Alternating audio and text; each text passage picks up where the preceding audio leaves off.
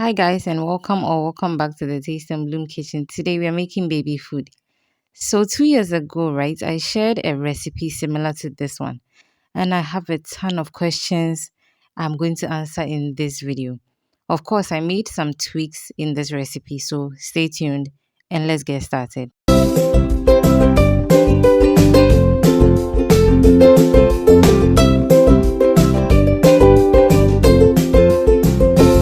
So in my blender, I'm going to be adding my ripe plantain. So this is uncooked.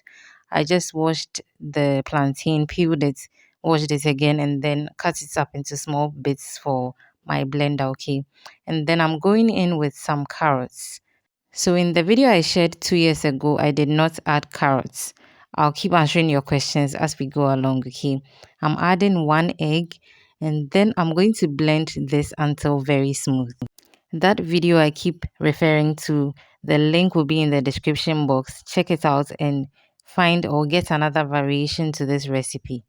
In the video I shared 2 years ago, I added milk to blend the plantain, okay?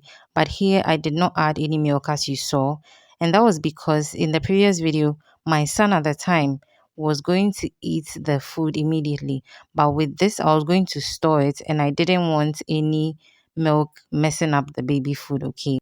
So as you can see, I've transferred my blended mixture into a saucepan. I'll add some cold pressed coconut oil for some added fats and oils, okay? And then I'll cook this on low heat for about 15 minutes, bearing in mind that our carrots and our plantains are uncooked.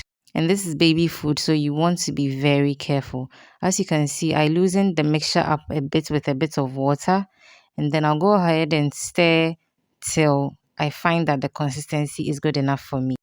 So once again, I did not add milk because I was going to store the leftover. Baby girl just started solid, so she's not eating too much, okay? But I was going to store the leftover for another time, and I didn't want the milk messing this up. I got a lot of questions on the previous video about what kind of milk to use. For babies 6 months and above, coconut milk is fine, almond milk is fine if you're going to cook it and provided it is unsweetened.